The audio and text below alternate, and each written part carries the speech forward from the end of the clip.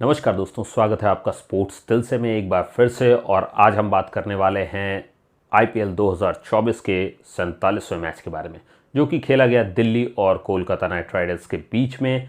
अब ये मैच, जैसे कि मैंने आपको लास्ट टाइम भी बताया था, वैसे तो ये पेबैक वीक चल रहा था, तो अगर मैं लास्ट टाइम के हिसाब से आपको बताऊं तो मैंने आपको बताया था कि ये मैच मेरे लिए क्यों इंटरेस्टिंग होता है, क्योंकि एक तरफ दिल्ली के शाहरुख खान की टीम और दूसरी तरफ खुद दिल्ली की टीम, तो दोनों आमने सामने होते हैं। तो लास्ट टाइम हमने जो देखा था कि केकेआर ने बड़े ही मार्जिन से हराया था दिल्ली को, तो इस बार भी कुछ वैसा ही देखने को मिला। इस बार फिर से केकेआर ने 7 विकेट से हरा दिया है दिल्ली को। अब इसमें अगर हम बात करें कि मैच कैसा था, तो भाई मैच तो ऐसा था कि कुछ उसके बारे में कहा नहीं जा सकता। क्यों?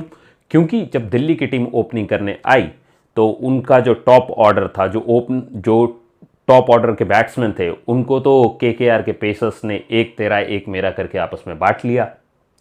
उसके बाद आते हैं चक्रवर्ती और मिडिल ऑर्डर वो पूरा खा जाते हैं, क्योंकि जहां एक तरफ ऋषभ पंत डेंजरस दिख रहे थे, जहां ऐसा लग रहा था कि ऋषभ पंत एक कप्तानी पारी खेल सकते हैं, वहां पर उन्होंने आउट कर दिया। और उसके बाद तो बस आप कह सकते हैं कि जस्ट फॉर्मेलिटी ही रह गई थी। अगर हम दिल्ली की तरफ से बात करें तो जो महत्वपूर्ण योगदान था वो था ऋषभ पंत का, जिन्होंने 27 रन बनाए 20 बॉलों में। जैसे कि मैंने आपको कहा कि वो बहुत अच्छे लय में दिख रहे थे और उम्मीद कम थी कि वो आउट हो जाएंगे, लेकिन बाई चांस वो हो गए आउट, और उसकी वजह से आप कह सकते हो कि हम उतना स्कोर नहीं कर पाए। और जैसे पिछले कुछ मैचेस के बीच में, मैं दिल्ली के मैचेस के बीच में मैं आपसे बात करता रहा हूँ और मैंने आपको बताया था कि कुलदीप यादव भी हिटिंग करने में सक्षम है, तो वही इस बार देखने को मिला है। इस बार कुलदीप यादव ने अपनी टीम के लिए 26 बॉलों में 35 रन जोड़े हैं। अब ये देख करके मुझे तो यकीन हो गया कि वो एनालिसिस सही थी कि वो हिटिंग कर सकते हैं। जब भी आपको ऐसा लगता है कि जैसे जैसे किसी भी टीम के साथ ये हो रहा है कि अगर आपका टॉप ऑर्डर उस तरीके से काम नहीं कर रहा है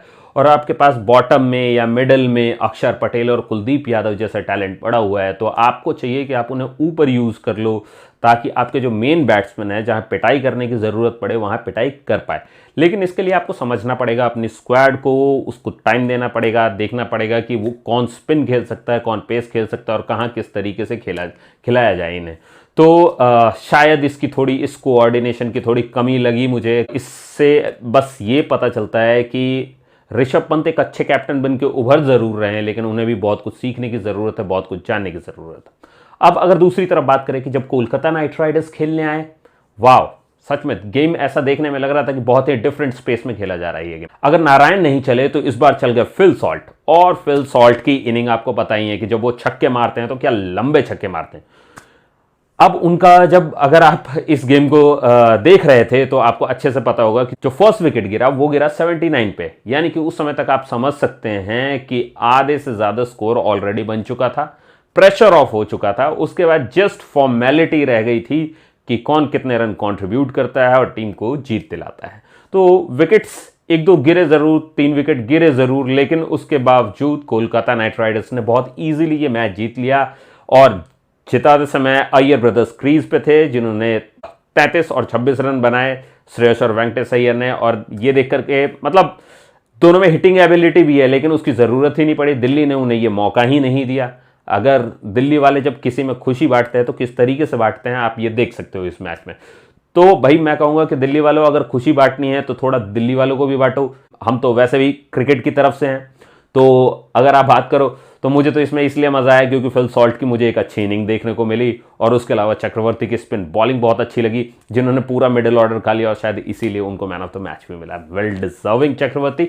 और मैं कहूँगा कि अगर आप भी आईपीएल फॉलो कर रहे हो तो बहुत ज़रूरी है कि आप और हम आपस में बातें करते रहे, और उसके लिए ज़रूरी है कि आप मेरे चैनल को सब्सक्राइब करो, लाइक करो इस वीडियो को और शेयर करो अपने फ्रेंड्स के साथ, ताकि मैं आगे भी ऐसे वीडियोस बनाऊं और हम लोग आपस में मिलते रहें, बातें करते रहें, जाने क्रिकेट में क्या चल रहा है, इंडियन क्रिकेट में क्या तूफान आने वाला है।